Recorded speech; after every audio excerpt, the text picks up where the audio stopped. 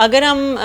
بات کریں ہمارے مینٹل ہیلتھ کی تو اس میں بھی یہ دیکھا گیا ہے کہ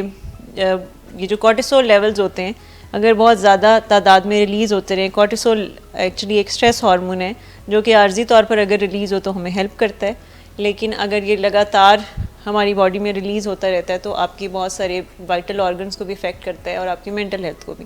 جس میں آپ کا جو ایک برین کا حصہ ہے جسے ہپو کیمپس کہتے ہیں جو کہ میموری سے جڑا ہوا ہے, یادداشت سے جڑا ہوا ہے, دیکھا گیا ہے کہ اس کی بھی جو نیورونز ہیں اس کو اسٹریس کی وجہ سے بہت زیادہ نقصان پہنچتا ہے, جس کی وجہ سے وہ ڈیمیج ہوتے ہیں اور ہپو کیمپس کا سائز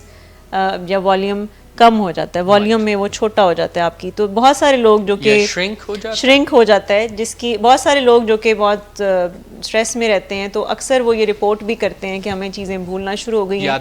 یاد نہیں رہتی, قریب کی چیز یاد نہیں رہتی, لوگوں کے نام بھولنا شروع ہو جاتے ہیں, یا صبح کی بات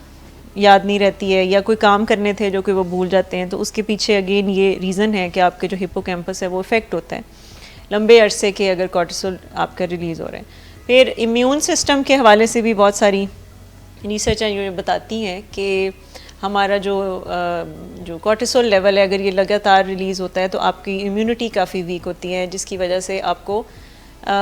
مختلف انفیکشنز بڑی جلدی آپ کیچ کر سکتے ہیں, اور پھر انفیکشن جب کیچ ہوتے ہیں اور امیونٹی ویک ہے تو آپ اس سے جلدی نکل نہیں پاتے, ہیل نہیں کر پاتے اپنے انفیکشنز کو. اور یہ بھی دیکھا گیا کہ بہت سارے لوگ جو کہ پور جن کی اسٹریس کوپنگ ہوتی ہے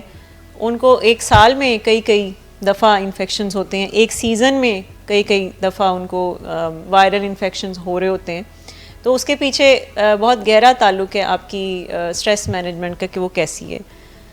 تو یہ کچھ انڈیکیٹرز ہیں جو کہ سمجھنے کی ضرورت ہے. اس کے علاوہ اسکن پرابلمس بھی بہت زیادہ اسٹریس سے جڑے ہوئے ہیں,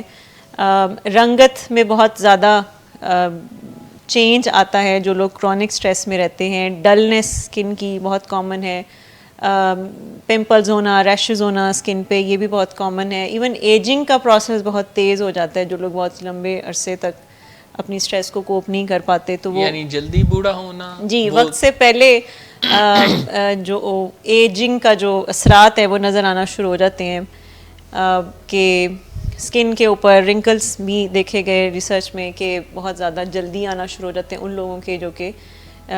بہت اپنی اسٹریس کو کوپ نہیں کر پاتے. اور یہ بڑا کامن آبزرویشن بھی ہے کہ کچھ لوگ ہوتے ہیں جو اپنی تمام تر زندگی کی مشکلات کے باوجود بھی اپنے اسٹریس کو کوپ کر لیتے ہیں اچھے انداز سے, گریسفلی زندگی گزارنا جب سیکھ جاتے ہیں تو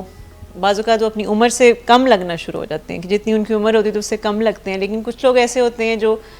ایج ان کی نہیں ہوتی بٹ بہت زیادہ اسٹریسفل رہنے سے, اسٹریسفل انوائرمنٹ میں رہنے سے یا خود کوپ نہیں کر پاتے تو وہ بہت جلدی عمر سے بڑے لگنا شروع ہو جاتے ہیں. تو اس کے پیچھے بہت اہم رول ہے آپ کی کوپنگ کیسی ہے, اسٹریس کو آپ کیسے ڈیل کرتے ہیں. سو یہ بہت زیادہ دیکھا گیا.